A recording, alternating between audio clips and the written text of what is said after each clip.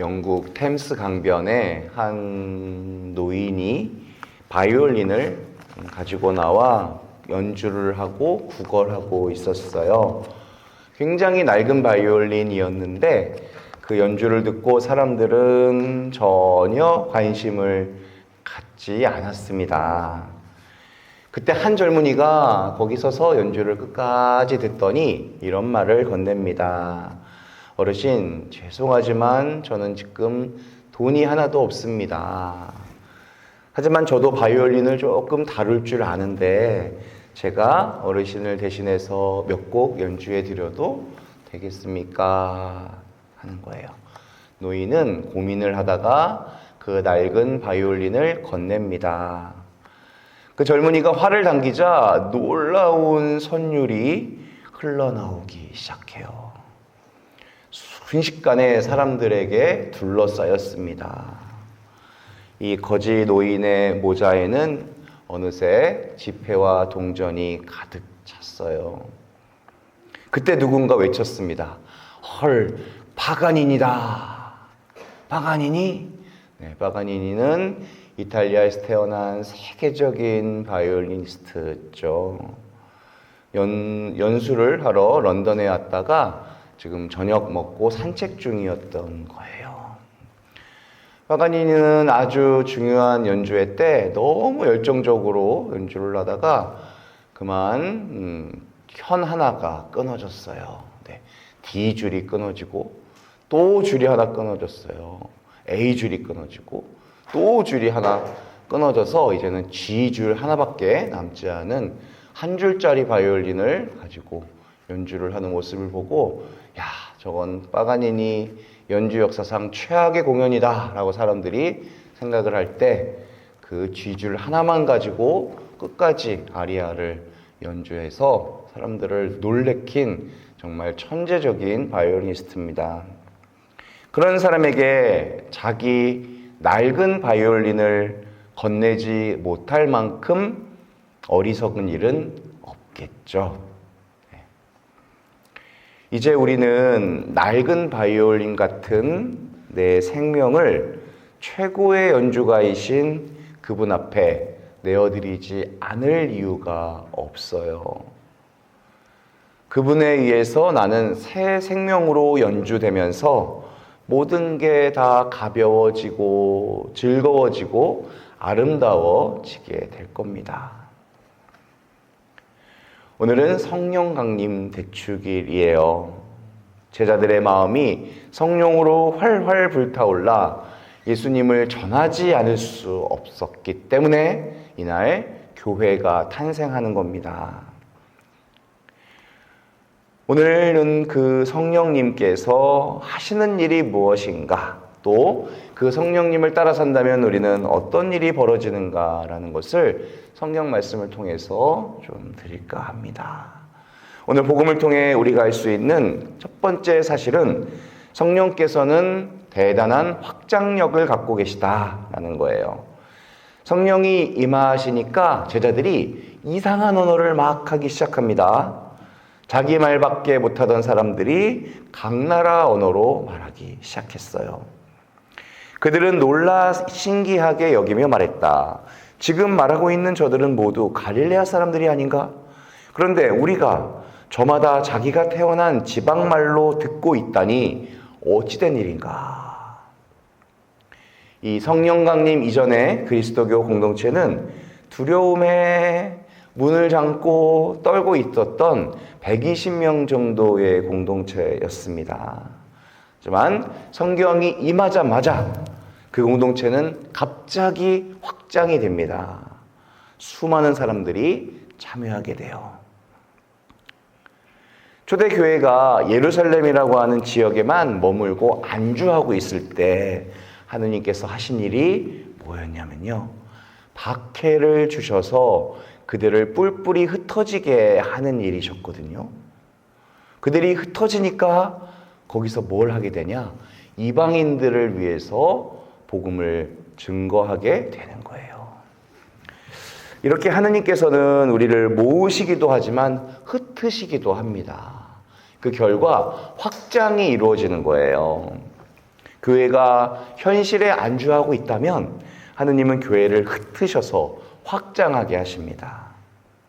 그럼 우리가 성령의 인도하신 대로 살고 있다면 무슨 일이 벌어질 건가? 바로 확장되는 일, 넓어지는 일이 일어나겠죠. 공동체가 성령에 충만하면 모든 것의 범위가 넓어집니다. 꽃동네가 성령에 충만하기 때문에 한국에서 시작된 꽃동네가 이제 전 세계 19개국으로 저렇게 뻗어나가게 되는 거예요. 개인이 성령에 충만하게 되면 개인의 삶의 범위, 관계도 넓어지게 됩니다. 그러면 우리가 성령에 따라 살고 있는가를 알 수 있는 방법이 있네요. 바로 우리 공동체가 넓어지고 있는가, 관심과 사랑의 범위가 차츰 확장되는가, 개인은 어떤가, 새로운 사람을 만나서 복음을 선포하는 일들이 더 많아지고 있는가, 이게 성령이 하시는 일이라는 겁니다. 그런데 날이 갈수록 관계가 좁아진다, 시야가 좁아지고 관심이 줄어든다. 이것은 성령의 역사가 아니다 라고 볼 수가 있어요. 자, 성령께서 하시는 또 다른 일은 모험하고 도전하게 하는 일입니다. 하느님을 향한 믿음은 우리를 가만두지 않는 거예요. 예수님을 믿는다는 것은 마음의 평화를 추구하는 것이 아니에요. 어제 부처님 오신 날이었는데 부처님을 믿는 것은 마음의 평화를 추구하는 일일 수 있어요. 하지만 예수님을 믿는다는 것은 모험을 감행하는 일이에요. 나를 따라와라 이러면은 그냥 조용히 따르는 게 아니라 내 것을 버리고 내 십자가를 짊어지고 따라가는 거예요. 이게 믿음이라는 거예요. 믿음으로 산다는 것은 어떻게 보면 모험으로 산다라고 볼 수가 있어요. 마르코복음 10장을 보시면 바르티메오, 소경 바르티메오가 나옵니다. 그 당시 병자들은 다 멸시받고 배척받았어요. 그러던 그가 예수님 오신다길래 막 사람들을 해집고 나와서 다윗의 자손이여 나를 도와주시오 막 이러면서 소리를 질렀어요. 사람들이 막 그를 막 위협하고 윽박질렀죠. 이 소경이 소리를 친다는 것은 굉장히 위험한 일이에요. 그랬다가 무슨 봉변을 당할지 어떻게 합니까? 사람들한테 몰매 맞아 죽을 수도 있어요. 그런데도 그것을 다 감수하고 그래도 좋다 하면서 계속 소리를 칩니다. 그때 예수님께서 그 소리를 들으시고 그를 데려오라 하시며 뭐라고 말씀을 하셨냐면요. 너의 믿음이 너를 구원하였다라고 하시잖아요. 여기서 믿음이 뭔가요? 믿음. 그가 소리친 거, 그거예요, 그거. 그가 소리친 것을 예수님께서는 믿음이라고 인정해 주시는 거예요. 우리에게 믿음이 있습니까?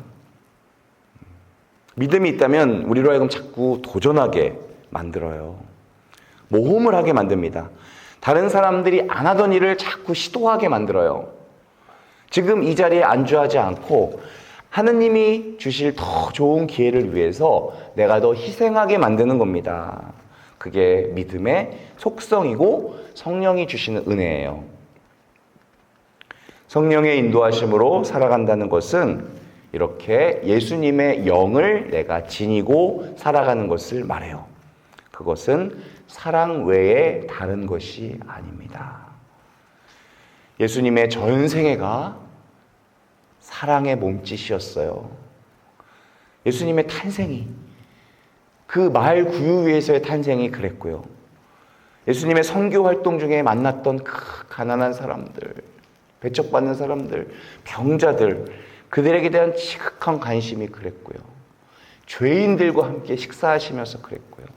죽은 이들을 옆에서 같이 울어주며 마음 안타까워하시는 그 모습, 그것이 사랑이었어요. 그분은 그렇게 사랑 때문에 걸으셨고 사랑으로 온몸으로 가르치셨고 사랑에 애타는 마음으로 사람들과 함께 하시다가 결국에 사랑으로 어떻게 되셨어요? 십자가에 못 박히셨어요. 하느님이 나 때문에 죽으셨다고요. 하느님이 나 때문에. 이거는 사랑으로밖에는 설명될 수 없는 기적입니다. 성령 강림은 이게 머릿속에 있는 어떤 이런 생각들이 아니라 구체적으로 이 사랑을 어떻게 살아야 하는지를 우리에게 묻고 있어요. 이렇게 우리를 초대하는 거절할 수 없는 초대를 우리는 지금 받고 있는 겁니다. 주님께 내 낡은 바이올린 고민하지 말고 건네드리고 그분이 최고의 연주가로서 나를 연주할 수 있도록 내어드리는 거예요. 그분의 영으로 호흡하는 거예요.